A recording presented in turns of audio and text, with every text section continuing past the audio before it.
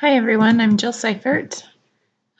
We live in Meridian. We used to live in Maryland for probably 8 years, and then we have been moving around a little bit as we figure out what we're doing. And we're settling outside of Boise now.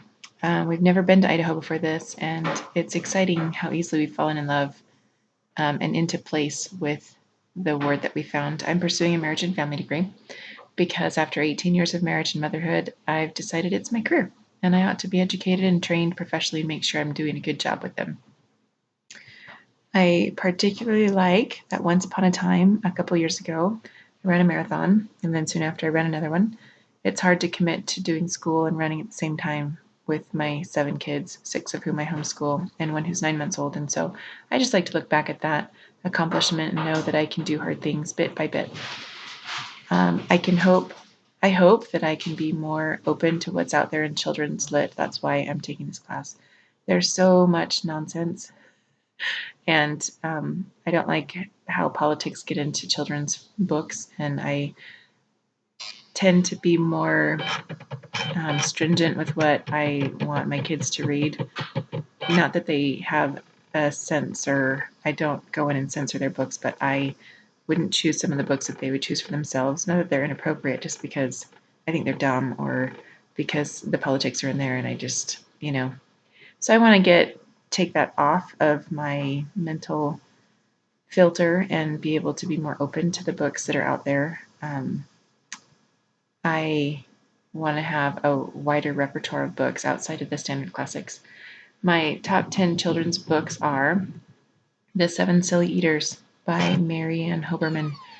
My sister-in-law gave us this book years and years ago, and it's almost Dr. Seussical because it's so beautiful in the way it sets up the plot and then in the way it resolves it. It's all a rhyme and it's just great. Deep in the Forest by Britton Turkle has no words. It's a picture book, but it's the Goldilocks story, but it's the bear that got into the family's stuff, not the little girl who got into the bear stuff. And so I really liked that, and the art is beautiful. The Boy Who Held Back the Sea by Lenny Hort and Thomas Locker. That's also a beautiful book. I don't even remember the story very much, except for that it's in the Netherlands.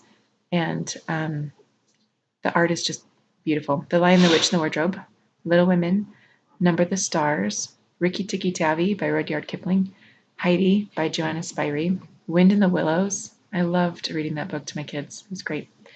The Hatchet, maybe you want to really be self-reliant. That my librarian read that to us as a class in 4th grade, and I just really started to care about what was in books after that.